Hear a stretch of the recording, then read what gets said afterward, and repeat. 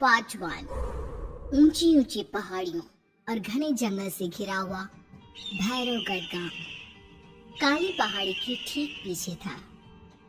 काली पहाड़ी यानी मौत का घर। भैरवगढ़ रास्ता बेहद दुर्गम था। लगभग 24 घंटे घने तूफान और तेज हवाओं की वजह से वहां के वीरानी माहौल की कहानियां लोगों के दिलों को दहला देती थी। ऐसे बहुत कम लोग थे जो भैरवगढ़ गांव तक जाने की हिम्मत करते थे। लोगों का कहना था कि इस गांव के आसपास बुरी आत्माओं का साया मंडराता है। गांव के रहने वाले लोगों ने वैसे तो अपनी आंखों से किसी बुरी आत्मा देखा था, लेकिन गांव का बच्चा बच्चा इस बात को महसूस कर सकता था कि गांव के ऊपर कोई तो खौफनाक साया मंडरा रहा है। और उसकी वजह ये थी कि उस गांव में जैसे ही कोई लड़का 18 साल का होता, उसके 18वें जन्मदिन की रात ठीक 12 बजे अकस्मात उसकी मौत हो जाती। हर बार ये मौतें बड़े ही रहस्यमयी ढंग से होती और इस बार सरपंच सुमेर के बेटे को 18 साल होने में अब बस 15 दिन बाकी थे। अजी हमारा बेटा भी कुछ दिन बाद 18 साल का हो जाएगा। कहीं वो डायन उसे भी खा गई तो? कैसी बातें कर रही हो? जब वो इस गांव में ही नहीं है तो कोई भी डायन या बुरा साया उसका कैसे कुछ बिगाड़ सकता है? उसे कुछ नहीं होगा। हाँ जानती हूँ, आपने उसे पढ़ाई के बहाने इस गांव से बाहर निकाल शहर भेज दिया है, लेकिन ये भी तो सच है ना कि वो बार बार यहाँ आने की जिद करता रहता है। वो चाहे कितनी भी जिद कर ले जानकी, पर मैं उसे इस गांव में कभी वापस नहीं आने दूंगा। मैं नहीं चाहता कि गांव के दूसरे लड़कों की तरह मेरे बेटे की भी अजीबोगरीब ढंग से मौत हो जाए। तो लगता है कि हम सब गांव वालों को हिम्मत करके अपने गांव को इस बुरी आत्मा से छुड़वा लेना चाहिए। लेकिन कौन जानता है आखिर वो खतरनाक साया किसका है? वो काली आत्मा कौन है जो रातों रात हमारे गांव के लड़कों को निगल जाती है? सुमेर और जानकी जब ये सारी बातें कर रहे थे तब रात के लगभग 10 बज चुके थे और हर रात की तरह भैरवगढ़ गांव एक भयानक काले तूफान के आगोश में था। बाहर चल रही तेज हवाएं और बारिश के बीच कभी कभी ऐसा लगता जैसे कोई बुरी तरह से चीख रहा है। किसी के तड़पने और चीखने की आवाजें गांव के कानों में बार बार टकराती, पर वहां रहने वाले किसी भी औरत या आदमी के अंदर इतना साहस नहीं था कि वो अपने घर से बाहर कदम रख के उन आवाजों तक सो जाओ जानकी और घर के खिड़की दरवाजे कसकर बंद कर दो। अब जानकी सब खिड़कियां ठीक से बंद करने ही लगती है कि तभी उसे अपने घर के दरवाजे पर जोर जोर से खटखटाने की आवाजें सुनाई देती है। इन आवाजों को सुनकर जानकी और सुमेर के चेहरे डर से पीले और हाथ पैर ठंडे पड़ जाते हैं। जानकी, जानकी, इतनी रात कौन होगा? पता नहीं, ऐसा लग रहा है कोई बुरी तरह से दरवाजा खटखटा रहा है। अरे हाँ, पर किसी की आवाज भी तो नहीं आ रही। क्या करूं? दरवाजा खोल लूं या नहीं? ऐसा ना हो कि किसी को हमारी मदद की जरूरत हो। लड़खड़ाते कदमों से सुमेर दरवाजे के करीब जाता है और अपने कान को दरवाजे पर रख धीरे से आवाज देते हुए पूछता है, कौन है? कौन है वहाँ? तभी एक बेहद डराने वाली आवाज उसके कानों से टकराती है। दरवाजा खोलो, दरवाजा खोलो, वरना आज की रात इस गांव में कोई जिंदा नहीं बचेगा। तुम्हारा बेटा 18 साल का होने वाला है। अगर उसकी जान की जरा भी परवाह है तो दरवाजा खोल दो।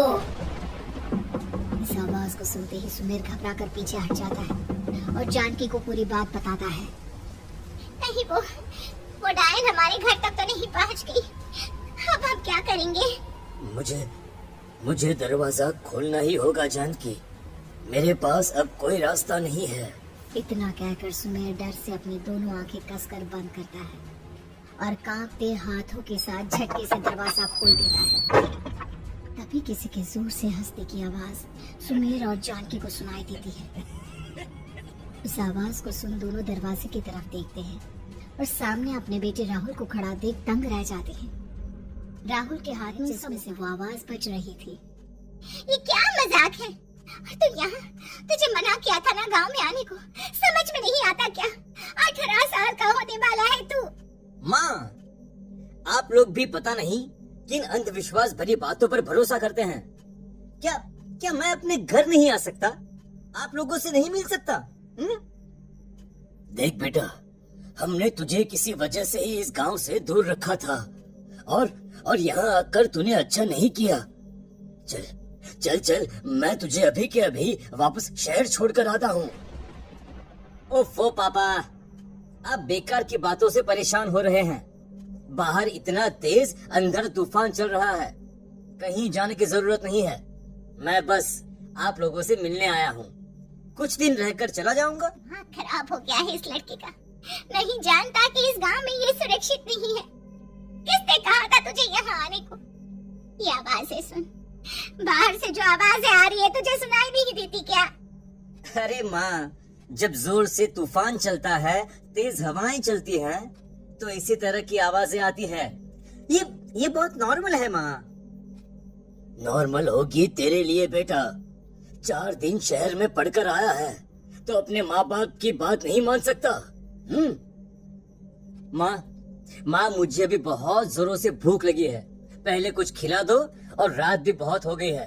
हम इस बारे में कल बात करते हैं, ठीक है? राहुल के वापस आ जाने से जानकी और सुमेर की आंखों की नींद उड़ गई थी। खाना खाने के बाद राहुल तो अपने बिस्तर पर जाकर सो गया, लेकिन जानकी और सुमेर पूरी रात उसके कमरे के बाहर पहरेदारी करते रहे। उन्हें पल पल इसी बात का डर था कि कहीं उनके बेटे को कुछ हो ना जाए। रात बीतती है, सुबह का सूरज निकलता है।